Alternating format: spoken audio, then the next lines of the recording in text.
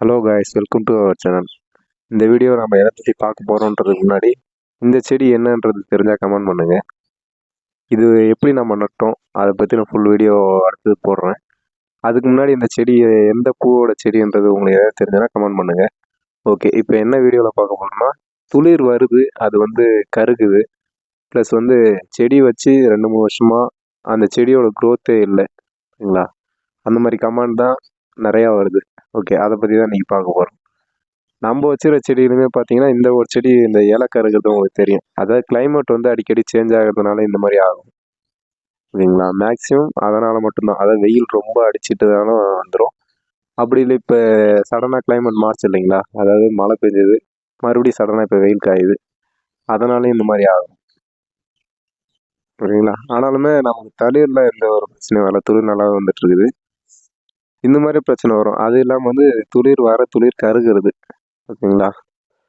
அது மேக்ஸிமம் அடிக்கடி உங்களுக்கு வந்துச்சுன்னா ரீபாட் பண்ணுறேங்க. அதாவது நீங்கள் கொடுக்குற உரம் தண்ணி எல்லாமே கரெக்டாக தான் கொடுத்துட்ருக்கீங்க, மறுபடியும் அதேமாரி வருதுன்னா கண்டிப்பாக அதை ரீபாட் பண்ணி வைங்க, மண்ணை மாற்றி வைங்க. நமக்கு அந்த ஒரு செடி மட்டும்தான் அந்த பிரச்சனை இருக்கும், மீதி எல்லாமே நல்லா தான் இருக்கும், துளிருமே நல்லா தான் வந்துருக்கு. ஏன்னா வச்சுருக்கிறது எல்லாமே ஒரே இடத்துல தான் வச்சுருக்கோம். அப்படின்னு பார்த்து அந்த ஒரு செடி மட்டும் பர்டிகுலராக அந்த காயுது, செடி அந்த கிளைமேட் தாங்கலான்னு பார்த்து அந்த செடியோட நேச்சுரலே அப்படி தான், ஓகேங்களா? இதெல்லாம் நல்லாவே இருக்குது. மற்ற எல்லா செடியுமே உங்களுக்கு நல்லா தான் இருக்கும், எல்லாமே துளியெல்லாம் நல்லா தான் வந்துருக்கும். அந்த ஒரு செடியுமே இப்போ துளிர் நல்லா வருது, ஆனாலுமே அந்த இருக்கிற பழைய இலைகள்லாம் அப்படியே காய ஆரம்பிச்சிடும். அது நம்ம ஒன்றுமே பண்ண முடியாது, அது ஆட்டோமேட்டிக்காக சரியாக ஆரம்பிச்சிடும். கிளைமேட் சேஞ்ச் ஆக அது சரியாக ஆரம்பிச்சிடும், ஓகேங்களா? இந்த செடி ஞாபகம் இருக்கான்னு தெரியல. நான் ஒரு 2 மாதத்துக்கு முன்னாடி சாமந்தி செடி எடுத்துகிட்டு வச்சுருந்தோம் ட்ரையல் பார்க்குறோன்ட்டு. ஆனால் அந்த செடி இப்போது இல்லை. அது என்ன ரீசன்னு நம்மளால் கண்டுபிடிக்க முடியல. அது ஆனால் செத்துருச்சு அந்த மண்ணில் வச்சது. ஆனால் அந்த மண்ணில் பார்த்தீங்கன்னா ஒரு பூசணி கொடி, ஆனால் இது விதையே போடலை, அதுலேருந்தே ஒரு பூசணி கொடி வளர்ந்து இப்போ பூ வச்சிட்ருக்கு.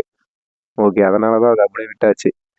ஓகே, அந்த சாமந்தி செடி தான் வரல, சரி பூசணி செடியாச்சும் வரட்டும்ன்ட்டு அப்படியே விட்டாச்சு, சரிங்களா? சரி, ஓகே, அடுத்தது 2வது டைம் போக பார்த்து ஒரு 2-3 வெரைட்டியில் சாமந்தி செடி எடுத்துகிட்டு வந்துடலாம். இந்த மாதிரி கலர்ஃபுல்லான சாமந்தி செடிலாம் போன வாட்டி பார்த்து இருந்துச்சு. இந்த வாட்டி நல்ல ஒரு நிழல்ல வச்சு எதுக்கு அது செத்துச்சு, என்ன காரணன்றதை பார்ப்போம். ஓகே, இப்போ ஆல்மோஸ்ட் பார்த்தீங்கன்னா ஒரு சில செடி சுத்தமாக காஞ்சி போய் குச்சி மட்டும் இருந்தது கூட இப்போ நமக்கு ஓரளவுக்கு துளிர் வர ஆரம்பிச்சிருச்சு அந்த கொடுத்த உரத்தினால. இதுவுமே நல்லா மறுபடியும் மண் செட் ஆகுது பார்த்தீங்கன்னா. இதனால தான் இந்த மாதிரி செட் ஆக மட்டும் விட்டுறக்கூடாது. இந்த செடியோட க்ரோத்தை அப்படியே கம்ப்ளீட்டாக குறைச்சிரும். எதனால் செடியை ரீபாட் பண்ண சொல்கிறேன், அதாவது அதுக்கு உரம் கொடுத்து சரி பண்ண முடியாதான்னு கேட்டிங்கன்னா சரி பண்ண முடியும். அப்படி நீங்கள் இத்தனை வருஷமாக உரம் கொடுத்து சரி ஆகலைன்னா கண்டிப்பாக ரீபாட் பண்ணி பாருங்க, ஓகேங்களா? அதை தவிர வேறு எதுவும் வழி இல்லை. நீங்கள் எவ்வளோதான் உரம் கொடுத்துட்டே இருந்தாலும் செடி அதாவது காயாது, சாகாது. அது அப்படியே இருந்துகிட்டே இருக்கும், க்ரோத் வராது. அப்படின்னு பார்த்து நம்ம மண்ணை தான் மாற்றி ஆகணும், ஓகேங்களா? அதை மண்ணை மாற்றி பார்த்துட்டு அதுக்கப்புறம் உரம் கொடுத்தீங்கன்னா உங்களுக்கு செடியோட க்ரோத் நல்லாவே இருக்கும். அதை தான் நான் கமெண்ட்லேயும் சொல்லியிருப்பேன், சரிங்களா? அதை ஃபாலோ பண்ணுறேங்க. அது இல்லாமல் பார்த்தீங்கன்னா ஒரு 15 நாளைக்கு ஒரு வாட்டி வாழைப்பழ கரைசல் அதை ஸ்ப்ரே பண்ணிவிடுங்க. ஒரு மாதத்துக்கு ஒரு வாட்டி மீன் அமிலம் ஸ்ப்ரே பண்ணலாம், ஓகேங்களா? லிக்விடாக ஸ்ப்ரே பண்ணுறது. இதை பண்ணிங்கனாலே செடியோட க்ரோத் உங்களுக்கு பக்காவாகவே இருக்கும். அதாவது இந்த மாதிரியே வரும், சம்மர் டைம்லேயும் சரி வின்டர் டைம்லேயும் சரி. நம்ம மீன் அமிலம் எப்படி செய்கிறதுன்றதை பற்றி ஒரு வீடியோ டீட்டெயிலாக ஒரு வீடியோ போடுவோம், ஓகேங்களா? அது ரொம்ப நாளாக போடணும்னு பார்த்துட்டு டைம் கிடைக்கல.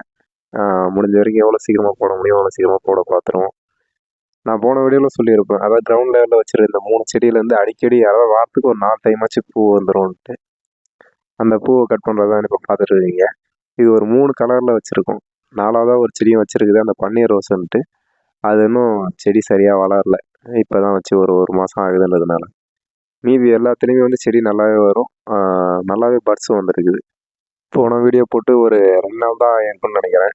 அதுக்குள்ளே பார்த்தீங்கன்னா இப்போ அதுக்குள்ளே பூ வச்சது பார்த்தீங்களா? பூ வச்சதுக்கு பக்கத்துலேயே துளிர் வந்துகிட்டே இருக்குது.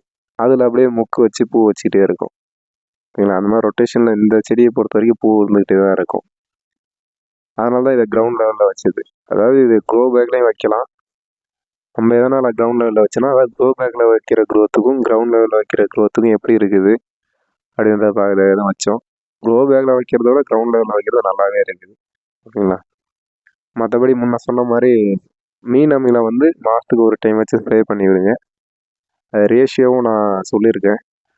அப்புறம் வந்து வாழைப்பழத்தூள் அந்த கரைசல் அதை வந்து மாதத்துக்கு 15 நாளைக்கு ஒரு வாட்டின்ற மாதிரி அதை ஸ்ப்ரே பண்ணி விடுங்க. அந்த டைம் டியூரேஷன் வந்து கரெக்டாக பார்த்துங்க. எல்லா உரத்தையும் ஒரேடியாக கொடுத்தீங்கன்னா அப்புறம் செடி இருக்காது. சரிங்களா? அதனால் அந்த டைம் கொடுத்து அதுக்கப்புறம் உரத்தை கொடுத்தீங்கன்னா செடியோட growth நல்லாயிருக்கும். தேங்க்யூ.